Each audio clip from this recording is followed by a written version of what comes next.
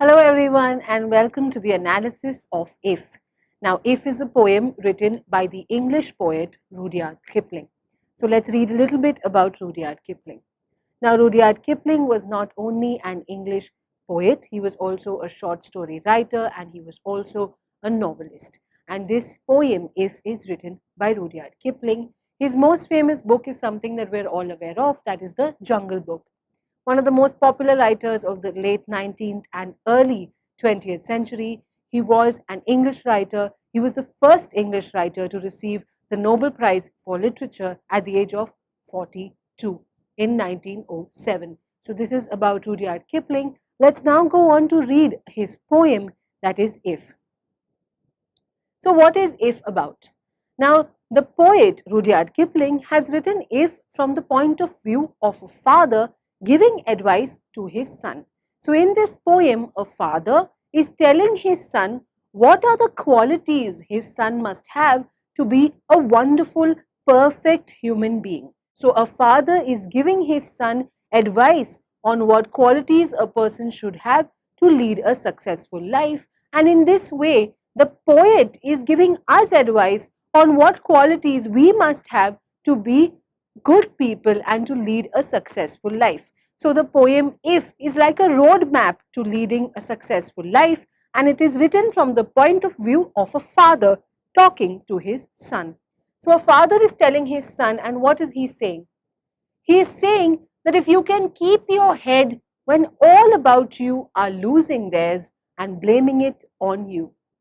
So keep your head means avoid getting angry. That is, if you can remain calm when all others around you are getting angry, if you remain calm when others are getting angry, even if they are blaming it on you. So you can see in this picture, for example, if you have a lot of work and your boss is shouting at you or your teacher is shouting at you, if everyone around you is angry, but even in such a time, if you can remain calm, even if other people are blaming it on you. So this is the first quality the father says that his son should have, the quality of being calm when others are angry.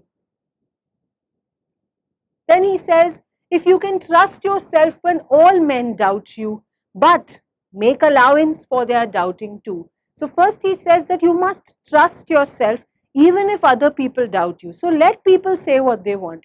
Even if other people are saying that you cannot do something or that what you are thinking is wrong, you must trust yourself and have faith in yourself. You must have the confidence to present your ideas in front of them. Like this woman here, she is giving a presentation of what she believes in to the people, and maybe they don't believe in her, but she believes in herself.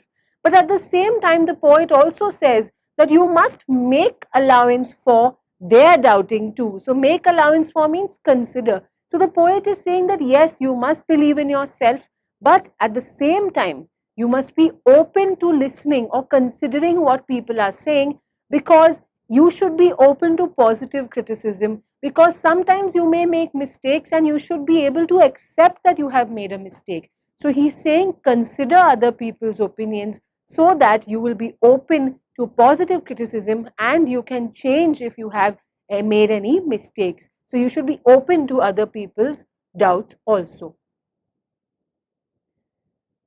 If you can wait and not be tired by waiting or being lied about, don't deal in lies. So then he says that, listen, my son, he's talking to his son and he's saying that sometimes even when you want something really, really badly, even if you are making the effort, sometimes to get what you want takes time. So he's telling his son that, listen, you must have patience. You must wait and not get tired of waiting. It's okay, let things take their time. You must be patient. So he's telling his son that you must have the quality of being patient. Then he's saying that you should be able to tolerate being lied about. So this is a warning. The father is warning his son that you see, sometimes in life, people will lie about you. That is, they will say wrong or false things about you. So he's saying that, listen, sometimes people will say some wrong things about you, but other people lying shouldn't force you to lie. Let other people lie about you, but you should not become a liar yourself. So you should not lie. Let them do what they want to do, but you should not go ahead and lie. And that's what the father is warning his son that other people may sometimes in life lie about you, but you yourself should not become a liar. Then he says that you should also be able to be tolerate being hated or being hated. Don't give way to hating, and yet don't look too good nor talk too wise. So here he is saying that you should also be able to accept that not everyone will be happy with you, not everyone will like you. So sometimes you will be hated by other people, but only because they hate you does not mean that you should hate everyone. So don't let hatred control you, don't let hatred take over you. You should not allow hatred to win. Let other people hate you. Let them have their opinions of whatever they want, but you should not allow hatred to win. And yet, don't look too good. And he is saying that yes, you must have confidence in yourself and you must believe in yourself, but at the same time, you should not think that you are perfect. So, not look too good means don't act like you are perfect and nor talk too wise. That is, don't show off your knowledge. You may be really smart and it's good to believe in yourself and have confidence, but don't show off your knowledge. Don't act like you are perfect. Don't think that you know everything. So this is another advice that the father gives his son. So don't talk too wise, that is, don't show off one's knowledge. If you can dream and not make dreams your master, if you can think and not make thoughts your aim, if you can meet with triumph and disaster and treat those two impostors just the same. So here he says that you should dream. He's telling his son that, listen son, you should definitely dream, but this dream should not overtake your life. That just because you want to fulfill your dream, you shouldn't ignore everything in life. Like for example, you want to pursue this dream, you shouldn't hurt the people around you. You shouldn't forget your family. You shouldn't forget the other priorities. So definitely, dear son, you should definitely dream, but don't let the dream overtake your life, okay? Then he says that you should think. So he is encouraging his son to think for himself. It is important and definitely necessary that everyone must think for themselves. They should be able to think logically and rationally. But then he says that thoughts should not become your aim.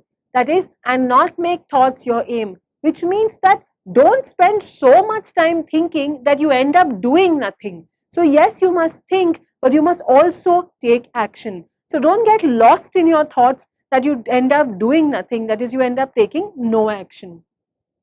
If you can meet with triumph and disaster, so triumph means victory. So he's saying if you can meet with success and failure. So of course he doesn't mean go meet and shake hands. He's saying that if you can accept that success and failure are both two sides of the same coin, that they are two imposters. Imposters means pretending to be someone else, someone who is pretending to be someone else. So he's saying that success is nothing but an imposter. Success and failure are both imposters, which means they are both pretending to be someone else. And why does he say that? He says this because success seems like it is completely perfect, but it is not. And similarly, failure may seem like it is completely useless, but it is not. Sometimes success comes at the cost of many sacrifices, and sometimes failure teaches you some great things. And therefore, you can't really say that success is all about the good things and failure is all about the bad. They are pretending to be each other. Sometimes success includes failure and sometimes failure includes success. And therefore, you should be unaffected by both of them. That is, you should treat them both just the same. So even if you win or you lose, whether you succeed or you fail, your behavior, your reaction to these situations must be exactly the same. So this is another quality that the father says that his son should have, that you should be able to accept success and failure in the same way. They should not affect your behavior or reaction. If you can bear to hear the truth you've spoken, twisted by knaves to make a trap for fools, or watch the things you gave up your life to broken, and stoop and build them up with worn out tools. So now the father is warning his son that, see son, sometimes the words that you say will be twisted by knaves. Twisted by knaves means it will be changed by evil people. It will be changed by evil, villainous people. So sometimes bad people, they will take what you said, they will change it, they will twist it, and they will go tell somebody else that you said something else. So sometimes people will bend the truth. They will hear something from you and they will tell something else to someone else. So that's what the father is warning the son, that see, this is going to happen, but if you can bear it, that is, if you can tolerate this, or watch the things you gave your life to broken. So he's saying that, see, sometimes in life we work very hard for something, we put in a lot of efforts, but still the thing doesn't happen, still we don't succeed. Sometimes the things we built will still break down even if we put in hard work. So he's saying that an ideal person or a perfect human being should be able to tolerate even this in life, where his hard work will be destroyed and the structure that he has built will be broken down. And sometimes in those times, he will have to stoop and build them up with worn out tools. That is, in such times when you have nothing, when what you have worked so hard for is destroyed, in such times, sometimes you'll have to stoop. Stoop means bend. So bend and pick up the broken pieces and build it again with worn out tools. Worn out tools means tools that have been used, and they have been used and therefore they are not very sharp anymore. But here the poet is saying worn out tools means limited resources, that sometimes your efforts will be destroyed and you will have very little to start again. But in such a time, a perfect good human being should have the courage to start building again, even if he has worn out tools, that is, even if he has limited resources.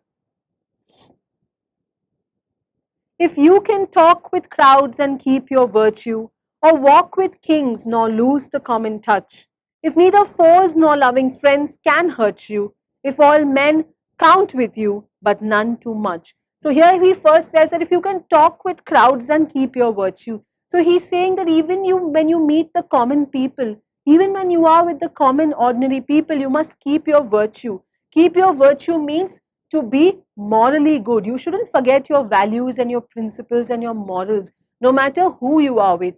Then, if you walk with kings, then also you must not lose the common touch. Now, walk with kings.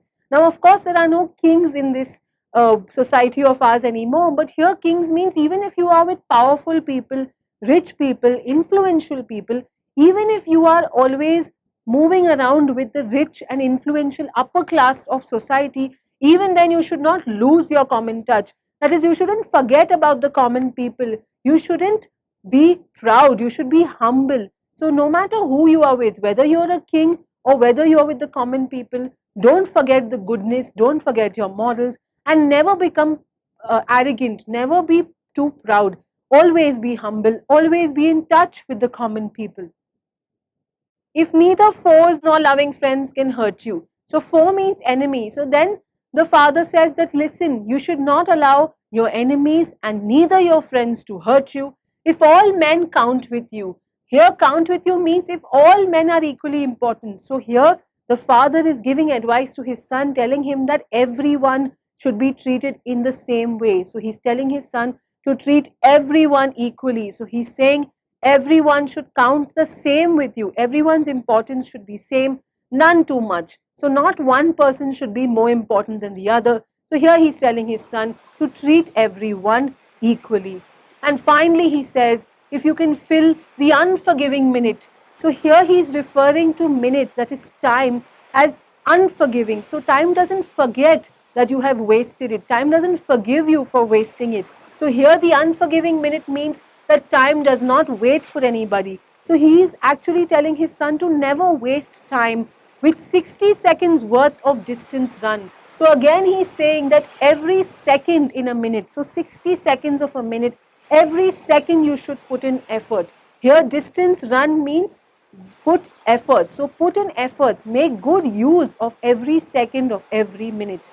And he's saying that, see, if you can use your time very well, finally he's saying that if you can do all these things, all the qualities that we have said from the beginning of the poem, if you can do all these things, if my son you have all these qualities of being humble, of being able to tolerate, of being calm, if you have all these qualities, then yours is the earth and everything that's in it, and which is more, you'll be a man, my son. So finally he says that, dear son, if you have all these qualities that this whole poem is talking about, then yours is the earth and everything that's in it, which means then you can conquer the world and do whatever you please to do. And now he's saying that if you have these qualities, then you can conquer the world, and which is more, you'll be a man. That is, you'll be a perfect, good human being, my son. And that way, the poet completes the poem by telling us that this is an advice from a father to a son, asking his son to be calm in frustrating situations, to bear when people lie about him, to not forget his own goodness, to be kind, to be humble, to never waste time, to work hard. And finally, he says that if you have all these qualities, my son, then you can conquer anything on this planet. You can conquer the world, and then only you'll be a good, perfect human being. So even though this advice is given from the father to the son, it is actually the poet's way of asking us and telling us to be perfect, good human beings by having all these qualities. So that was the line by line analysis. Let's move on to the figure of speech. First one, if you can keep your head when all about you are losing theirs. So this is an antithesis, because here the opposite ideas like losing and keeping are placed in the same line for dramatic effect. It's also a metaphor because here head is indirectly compared to a person's calmness. So instead of saying that a person should be calm, they are saying that keep your head. So head is compared to being calm, so that's a metaphor. If you can trust yourself when all men doubt you, again antithesis, opposite ideas of being trustful and doubtful are presented in the same line for dramatic effect. That's antithesis. It's also a hyperbole because it's not possible that everyone in the world will doubt you. So saying that all people doubt you is an exaggeration, but it is just to show an emphasis that it doesn't matter even if everyone doubts you, you should believe yourself. So that's a hyperbole. If you can wait and not be tired by waiting. So that's an alliteration. Sound of the letter T is repeated for poetic effect.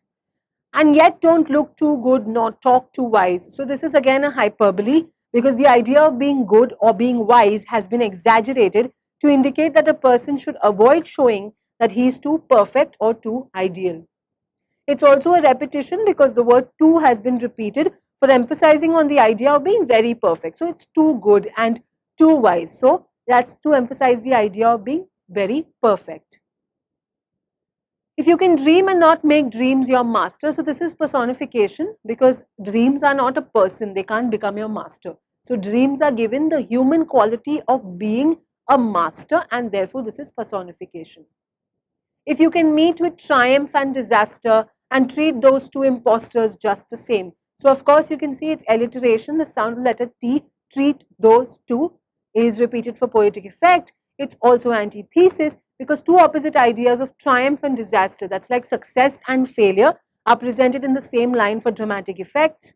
And it's also a metaphor because triumph and disaster are compared to being impostors. Impostors are people who pretend to be someone else. So triumph and disaster are compared to being impostors, so that's a metaphor. And finally, it's also personification because an impostor is a person who pretends to be someone else. Here the poet is saying that triumph and disaster are like people who are pretending to be someone else. So triumph and disaster, which are not humans, are giving the human quality of being impostors, so that's personification. Twisted by knaves to make a trap for fools. So it's alliteration, sound the letter T, twisted, trap, repeated for poetic effect. And stoop and build them up with worn out tools. So this is a metaphor because the worn out tools, like I've already explained in the poem, are actually the limited resources from which you'll have to build again. So that's a metaphor. And it's also a repetition. So you can see that the word and is repeated, and stoop, and build them up. This is repeated to emphasize all the efforts that you'll have to put in to build that thing again. So and stoop and build them up. So they are saying all the efforts that you'll have to put. To emphasize these efforts, the word and has been repeated. If you can talk with crowds and keep your virtue, it's alliteration, sound the letter Y, you, your, repeated for poetic effect. Or walk with kings nor lose the common touch. This is antithesis because the opposite ideas of walking with king on one side and losing the common touch. So opposite ideas like walking with kings on one side and the other side is losing the common touch. So one side is the upper class people, that is the kings, and one side is the common people. Both ideas are opposite and they are presented in the same sentence, so that's an antithesis. It's also a synecdoche because here the word kings doesn't really only mean kings. Here actually they're talking about all the upper class people. So the word king or a small group that is kings actually represents the whole of upper class. So when a small thing represents a big thing, then it's a synecdoche. If neither foes nor loving friends can hurt you, alliteration, sound of letter F, foes, friends, repeated for poetic effect. It's also an antithesis because foes means enemy and friends means the opposite of enemy. So foes and friends in the same line, so that's antithesis. If all men count with you, but none too much. So that's alliteration because the sound of the letter M. So men, much, repeated for poetic effect, but it's also a hyperbole. Again, the statement is exaggerated to show how one must count all people, irrespective of their status, as equals with himself. So this is hyperbole because it's an exaggerated statement. If you can fill the unforgiving minute with 60 seconds worth of distance run. So again, here it's personification because the minute, that is time, is given the human quality of being unforgiving. So time is not going to come here and say that I don't forgive you because time is not a human being, but time is given the human quality of being unforgiving, and therefore the minute is called as unforgiving, and therefore this is personification. It's also a metaphor because the distance run, that means here the words distance run are indirectly compared to the efforts put in by a person. So distance run actually means the efforts that a person puts. So that's a metaphor. Yours is the earth and everything that's in it. So this is an alliteration because the sound letters the, that, the have been repeated to create a poetic effect. And finally, it's also a hyperbole because even if someone does all these things, there's no guarantee that you can just conquer the world. Okay, so just because you have all these qualities, of course, it doesn't mean that the world is yours. But the poet wants to emphasize that it's really important for people to have these wonderful qualities, and therefore this is a hyperbole because the statement is exaggerated to show the consequences of obeying all the conditions that the poet has given through the poem. So this completes our figures of speech. I hope you enjoyed this poem by Rudyard Kipling. Thank you for watching. Please subscribe.